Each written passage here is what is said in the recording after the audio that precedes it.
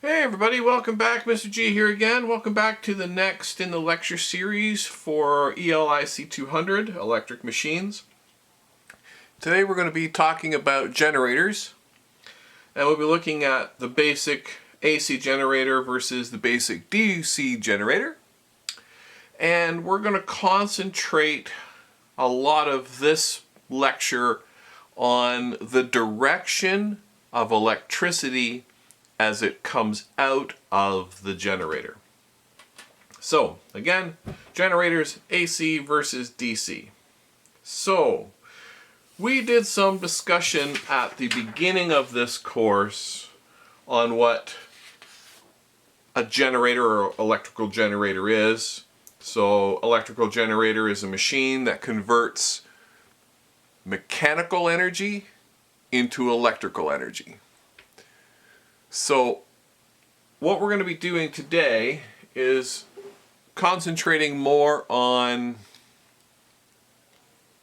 the actual idea of how it is creating electricity. So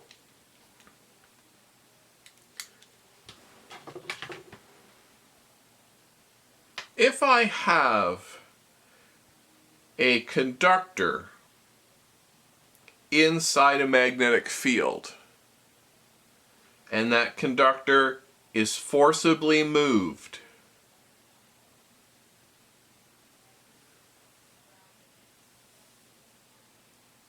electricity will be created in that conductor. So if you remember from our real early lecture, here was my conductor, and then I took something like this and said, okay, if this was a magnet and I passed the magnet along the wire, so basically the wire and the magnetic field are coming in contact with each other, electricity is created in the wire. So now we're going to get a little more specific. If we have a magnetic field, so magnetic field again flows from north to south.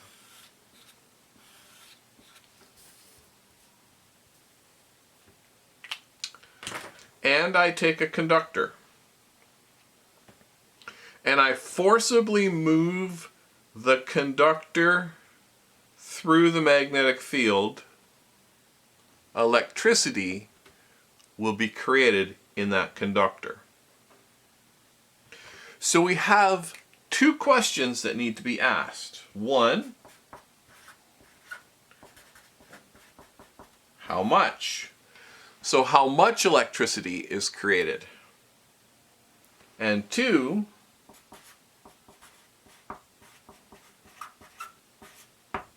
what's the direction of that electricity that is created? So these are the two questions that we're going to be answering today.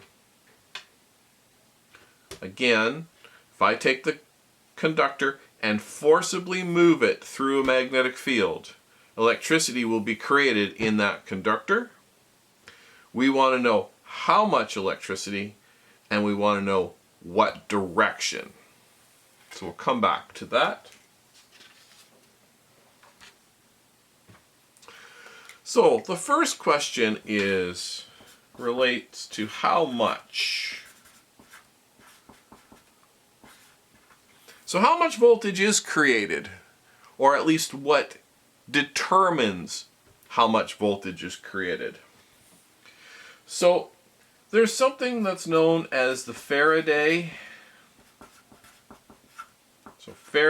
Law of electromagnetic induction.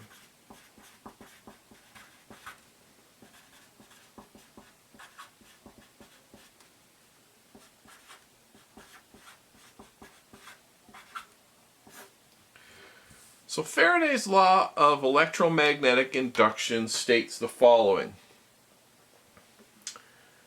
If the flux linking a loop or turn varies as a function of time, a voltage is introduced between the terminals. So basically, here's my conductor. If the flux that links a conductor varies as a function of time, a voltage is introduced on that loop or wire. So, if I was to take this conductor and move it through a magnetic field, so that would be a forced movement, a voltage potential would be developed at the ends of that coil or wire. So again, the first part of Faraday's law of electromagnetic induction states that if the flux linking a loop or turn varies as a function of time, a voltage is introduced between the terminals. The second part of Faraday's law states when the value of the induced voltage, or the value of the induced voltage, is proportional to the rate of change of the flux. So, the faster I move it through, the more voltage that is created. The slower I move it through, the less voltage is created. So let's take another example.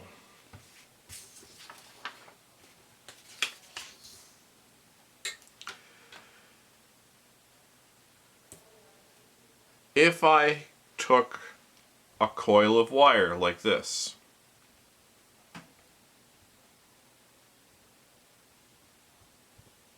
so there's a coil of wire, and I took a magnet. Well, let's take our regular magnet here. If I took our magnet and I was to put this magnet inside the coil and leave it there like this,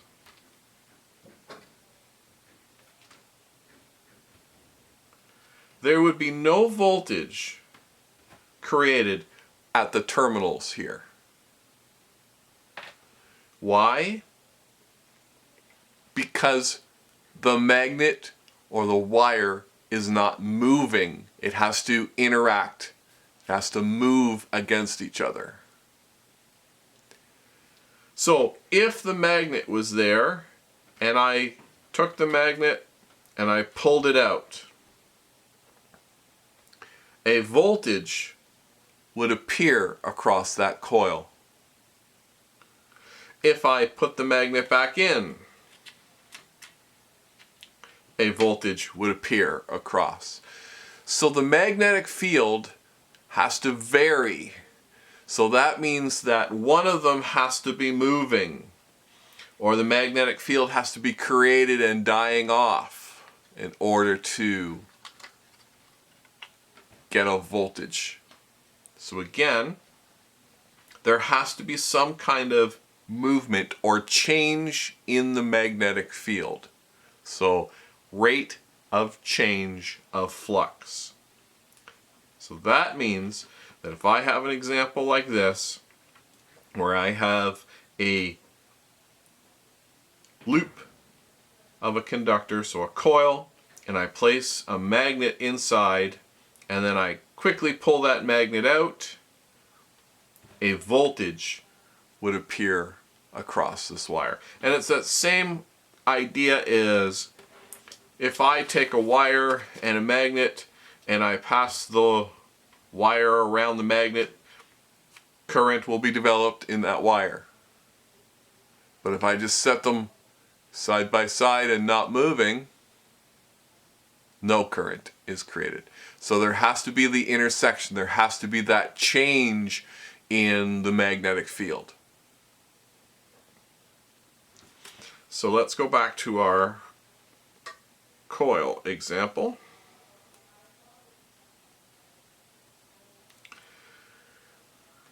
So Faraday's law says that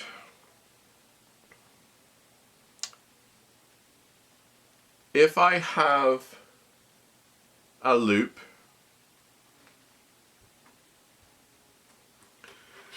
and I have a magnetic field, and the magnetic field is interacting with that loop as a function of time, again, it has to be movement, a voltage will be induced. The second part that says the voltage that is induced is proportional to the rate of change of flux. So that means the faster I take it out, the higher the voltage. So the faster the magnetic field changes in that wire, the larger the voltage. There is a formula for that. And the formula says that the voltage that is created across that coil is equal to N times the rate or the change of the flux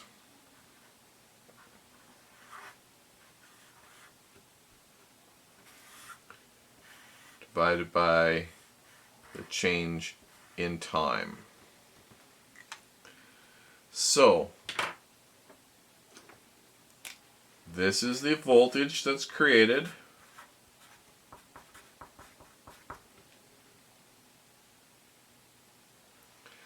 This is the number of turns.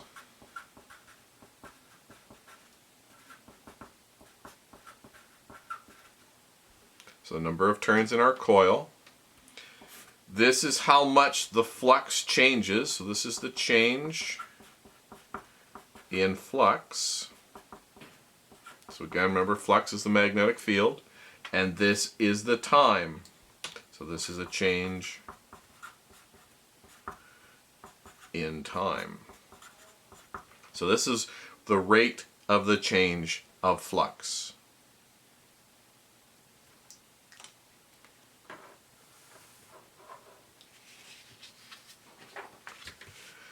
So if I have a coil with 2,000 turns,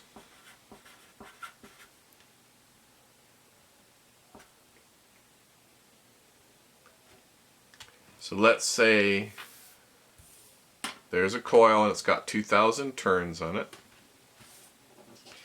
I place a magnet inside the coil like that.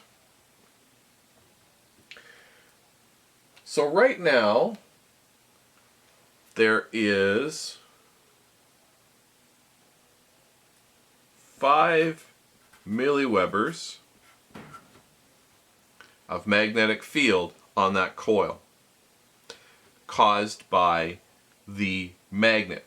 So basically the magnet is producing 5 milliwebers and it's basically having the coil surrounded by this magnetic field. So having the magnet in there has 5 milliwebers of magnetic field surrounding the coil. Then I am going to pull the magnet out. So I'm going to grab the magnet and I'm going to pull the magnet out. The magnetic field drops as I pull that magnet out. It drops to 2 milliwebers.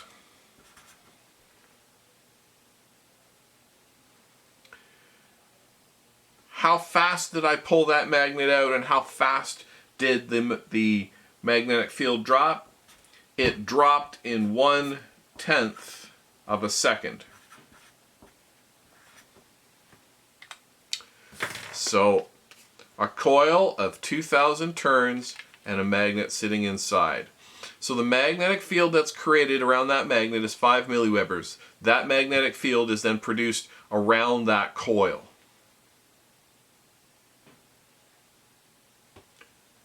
I then grab the magnet and pull it out. When I pull it out, the magnetic field drops from 5 milliwebers to 2 milliwebers in 1/10 of a second. The question becomes, how much voltage is created when I do that? In this example, here's our formula.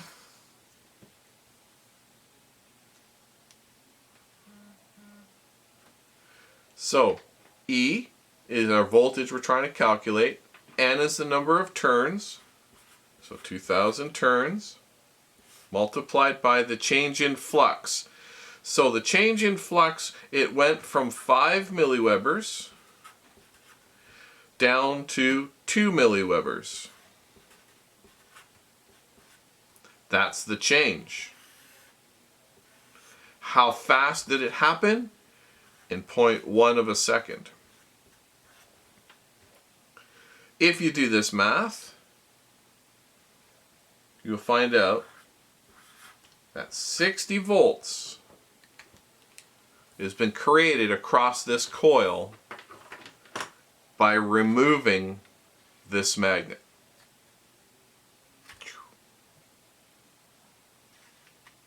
So that's how we determine how much. So remember our two questions? How much and what direction? So how much? So when we're looking at a generator and we're trying to figure out how much electricity a generator is creating, what's involved? The number of turns. So in our coil inside the generator, how many turns does it have? What else is involved? The rate of change of the magnetic field. So in a generator, that is, how fast is the generator spinning? So as I spin the generator, the magnetic field is going to grow and shrink and grow and shrink across the coil. So when we're looking at a generator, there are two major components of how much voltage is created coming out of that generator. The first one is the number of turns that we have in the generator. The second is how fast the generator is spinning. If you spin a generator faster, it creates more voltage. So that's how much.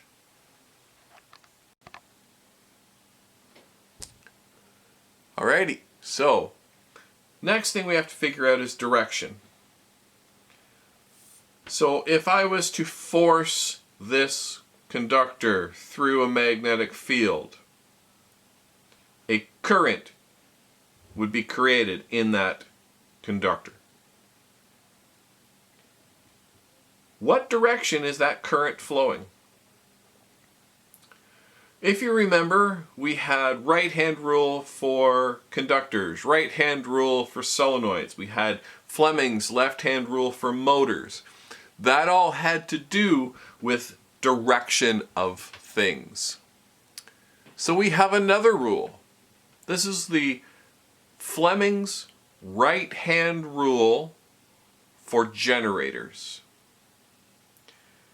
Fleming's right-hand rule for generators states that if you take your right hand and you make this shape, again, it's the same shape we had talked about before with the motors, but on the different hand.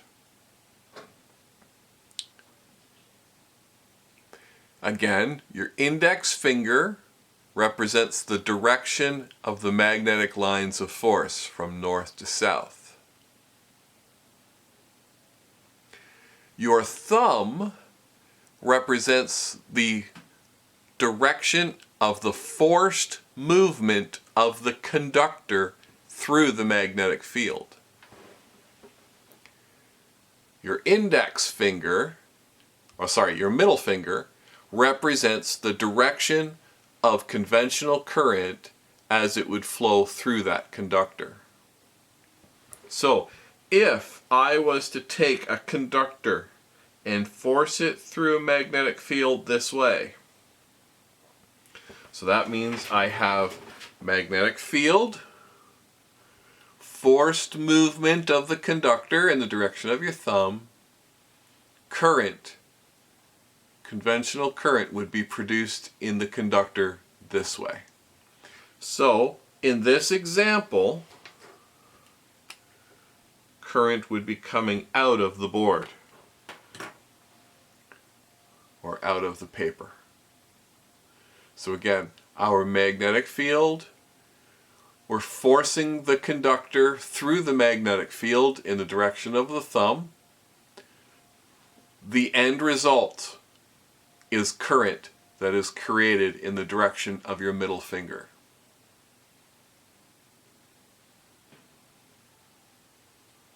Magnetic field, forced movement, those two things will end up with a result of current. If I was to take this conductor, and now move it down,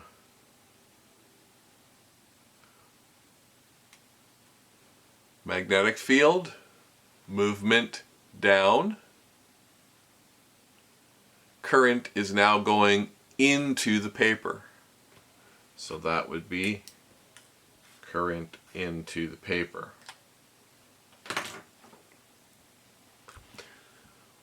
If you remember Fleming's left-hand rule for motors, with Fleming's left-hand rule for motors, we had magnetic field and current. The end result is direction of the movement. So, magnetic field, current in the conductor. Remember, you have to apply current or electricity to the motor. The end result is the movement of that conductor. In a generator, we have magnetic field. We are now mechanically forcing the movement. The end result is it produces electricity. The motor produces movement. The generator produces electricity. One more time. A motor produces movement, mechanical movement. So that's the mechanical energy. A generator produces electrical energy.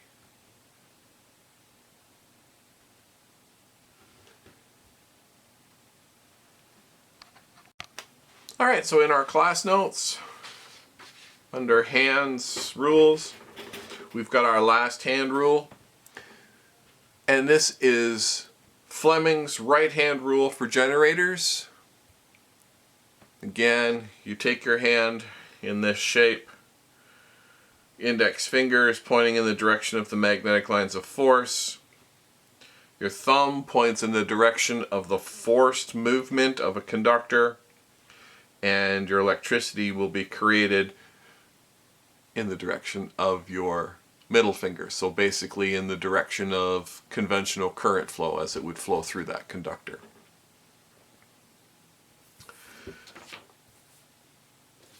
So how does that all apply to a real life scenario? Well, let's take a look.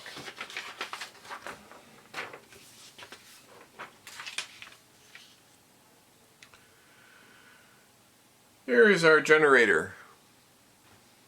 Look very familiar? Well, it should.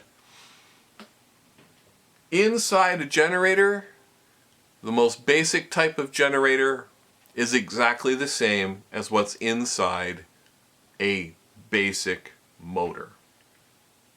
We have a winding that is going to be turned inside a magnetic field. So in this case, the magnetic field is a permanent magnet.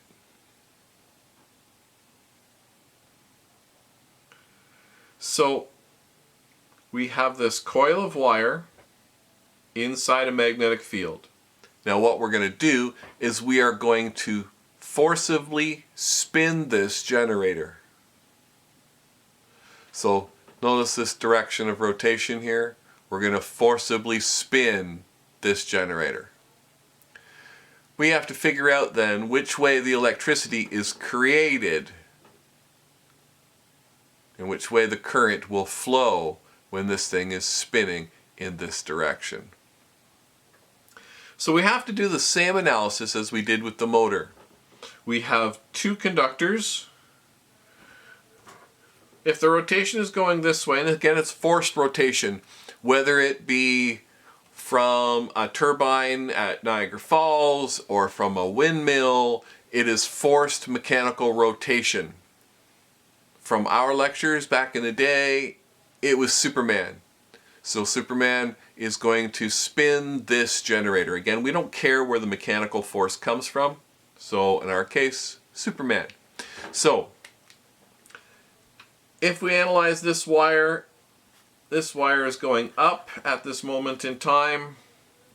This wire is going down at this moment in time so that this thing actually rotates. And again, that's in a clockwise fashion. Again, clockwise. So this wire is going up, that wire is going down. So what we're going to do is we're going to analyze this wire first, then we'll analyze this wire and see if we can figure out at this moment in time what direction the current is actually flowing. So I need to take my right hand and make that shape. So north to south. So north to south. This conductor is moving up. So north to south, that conductor is moving up. Current in this wire at that moment in time is going to be flowing into the paper. So that means current is flowing into the paper.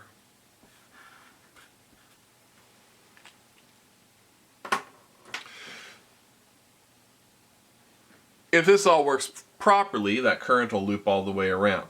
But let's just take a look. This wire here is moving down. So magnetic field down. Current is now coming out. So that current is going to loop all the way down and come out that wire.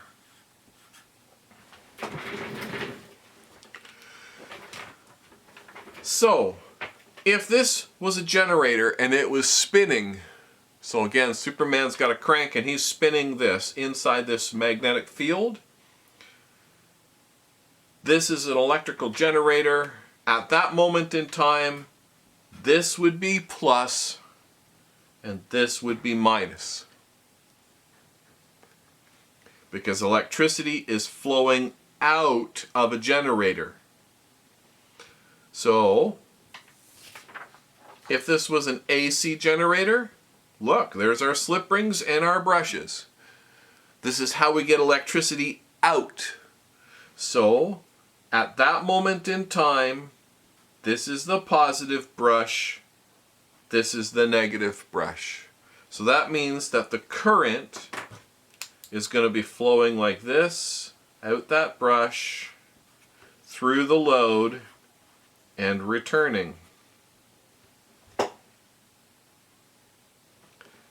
So that would be the positive brush at that moment in time.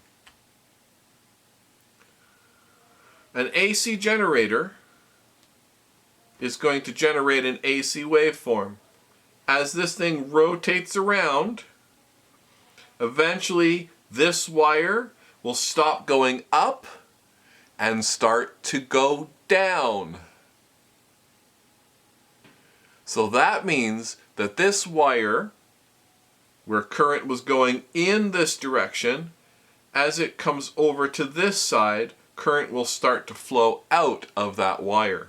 So as this thing rotates around, it gets to this vertical position, then the wire that's going up will start to become the wire that is going down. So what we end up with is electricity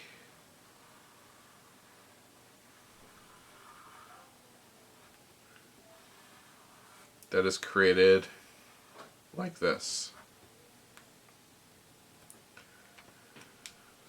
So as this wire is going up, that is the positive brush. As this wire starts to go down, this becomes the negative brush. All the way around until that wire starts to go up again and it becomes the positive brush again. So it starts as the positive brush, then starts falling, becomes the negative brush, gets to here, and then starts to rise again and become the positive brush. These points here are when the coil is at 90-degree rotation or 270-degree rotation. So we've gone from this point, that's where we are, that's where we are, that's where we are, there, and then back to where we started. One complete revolution. If we looked at Faraday's law of electromagnetic induction and our formula, how much voltage? We have turns in this loop, how many turns in the loop, and how fast is the rotation. Turns in the loop, how fast is the rotation? So how fast are we moving in and out of this magnetic field? So, in a generator, we can figure out how much voltage, and now we can figure out what direction. So Faraday's law of electromagnetic induction helps us figure out how much, and Fleming's right-hand rule for generators helps us determine what direction. So again, Superman is spinning this loop inside a magnetic field. This is the voltage that is being created.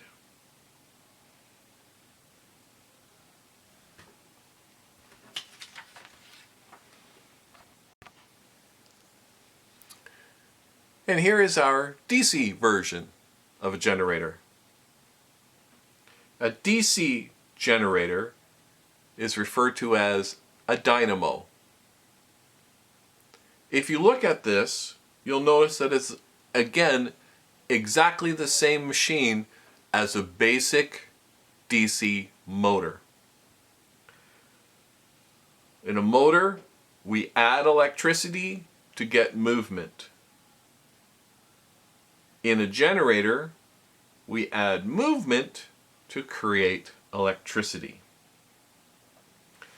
Notice, we've got our brushes and our commutator again.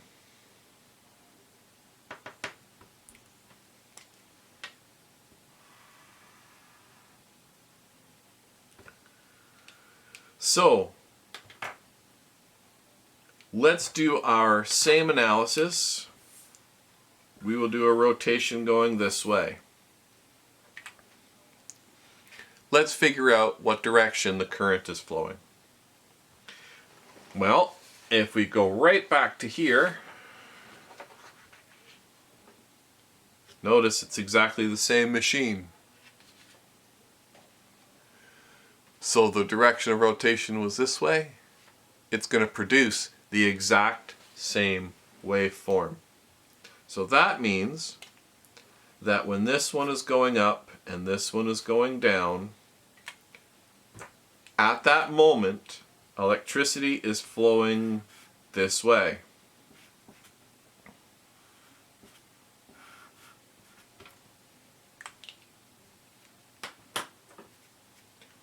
So again, Fleming's right-hand rule for generators. If we take our right hand, make that shape. This is the north to south. This wire is moving up. Electricity is going into the board. North to south. This wire is moving down. Electricity is coming out. So the electricity is going to flow at this moment. So again, if we trace this along, this brush, follow that wire, touching that half of the commutator, that part of the brush is going to be positive, so that would be positive on the load. This brush, at that moment in time, will become negative. So again, we follow this along, touches that half of the commutator, and we end up with negative brush over here. So internally, the AC and the DC machines are the same. Where they change again is externally. So how are we getting the electricity coming out? So in the AC machine we have the slip rings and brushes. In the DC machine we have the commutator and the brushes. But inside is the same thing. So inside, the electricity in the loop is actually being created, and it looks exactly like what's created inside an AC generator. But we know that a DC generator doesn't produce a waveform like that. What a lot of people believe is that a DC generator produces a straight line. This is incorrect thinking. A DC generator, or dynamo, does not create a straight line. Remember, DC stands for direct current. That means current that is flowing in one direction. That just means that there's nothing on the negative side. What is actually created in a DC generator is a waveform that looks like this. This is what's referred to as rectified DC. So it takes the AC waveform, takes this part that's negative, and flips it up. So normally in an AC generator, the waveform would look like this. In a DC generator, we take this bottom section, because we can't have negative direction in a DC machine. We take this and we rectify it. We flip it up to the positive side. And we end up with a waveform that looks like this out of a DC generator. So, how do you think we do that? Well, that is the job of the commutator. So the commutator actually does the rectification for us. So if this is the waveform here that is created inside this, before it comes out to the load, this bottom part gets flipped to the top. So let's take a look. So for the instant while this wire is climbing or going up, as it moves away from the magnetic field, it starts to drop. So as we rotate. Now watch. I'm going to substitute my drawing for one that I can actually maneuver. So here is a commutator. So let me just make these black. Again, the commutator is a ring that is split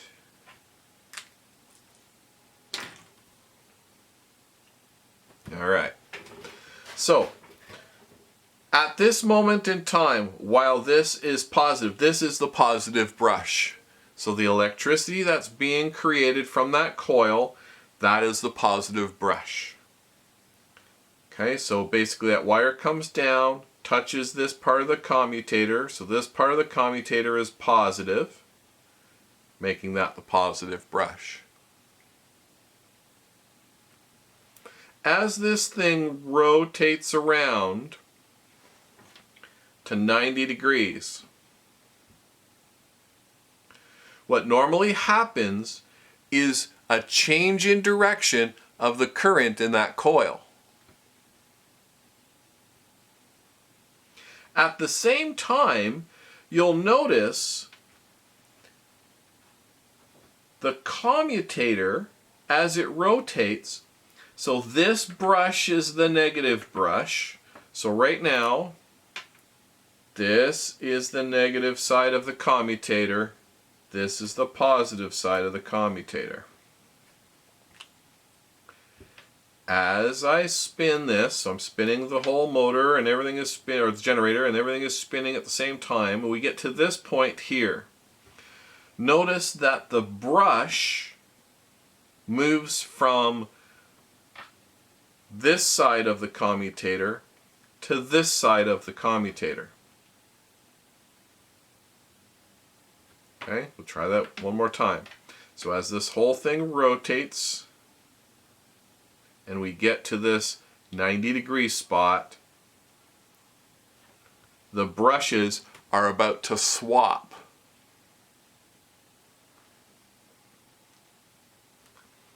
Now, the commutator is permanently connected to this wire and to this wire. The whole thing is rotating together. As this thing goes negative, so inside the machine, as it goes negative, the polarity of the current from these wires change. So what was positive becomes negative, and what was negative becomes positive. So that's how we end up with this. But at that same instant, when things change polarity inside, we actually swap. So this plus has become minus now, and this minus has become plus. So as it swaps and the direction here changes, the polarity on the commutator changes. And notice, as we start to our rotation, that new positive is touching the positive brush. The new negative is touching the negative brush. And this will rotate. So as that machine goes all the way around again, as we start going back to the original, where we have the plus and the minus, notice that the plus is still touching here. So the brush in the outside world always maintains the same polarity. So basically, when the waveform inside here switches, we swap the brushes around at the same time. So instead of going down, we stay to the positive side.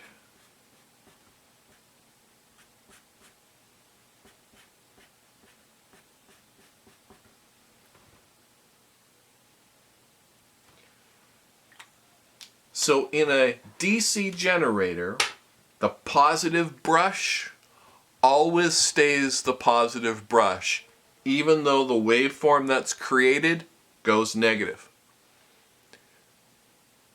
So inside the machine, it's actually creating an AC waveform. the commutator switches the bottom part and makes it come back positive again in the outside world. So this is what's going on inside the generator. This is what we actually see outside the generator. So we see a rectified DC waveform. So again, inside the generator, an AC waveform is made.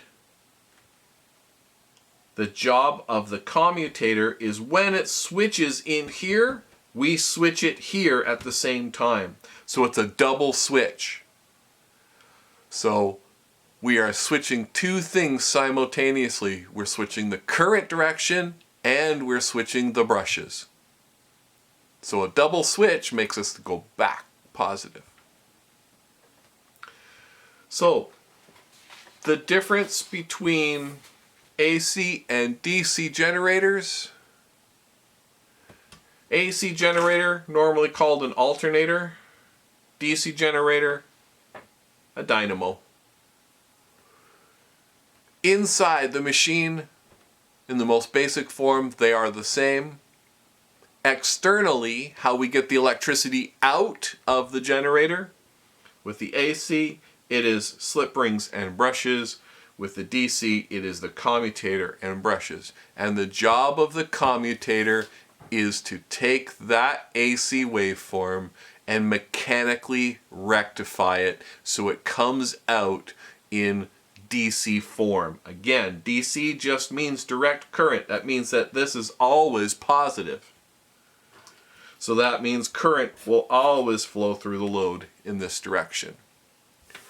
With the AC, current flows through the load in one direction and then back, and then one direction and back. Here, with DC, because we do that double inversion, the current is always flowing through one direction and one direction only, because this remains positive. If we were to take the generator, either one, and spin it in the other direction, the direction of current will change. Again, right-hand rule, if I have magnetic field direction, forced movement, I get direction of current.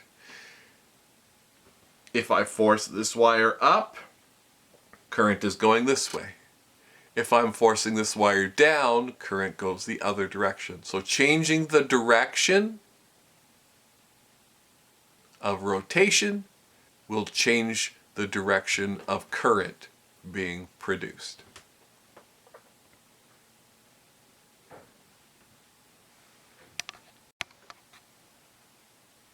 All right, so generators. The two big questions are: how much voltage is produced, and what direction is that electricity flowing? So how much is answered by Faraday's law of electromagnetic induction, and that was that formula. So the number of turns over the rate of change of flux determines our voltage that is created. What direction is determined by Fleming's right-hand rule for generators. Magnetic field, forced movement of the conductor, electricity will be created in that direction.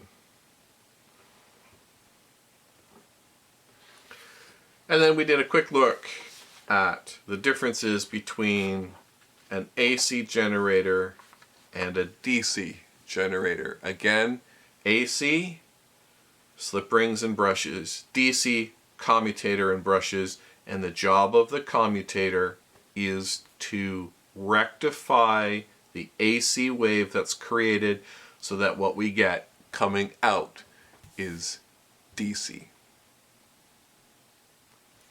Well, I hope this helps. Until next time, everybody stay safe. We'll see you again. Take care.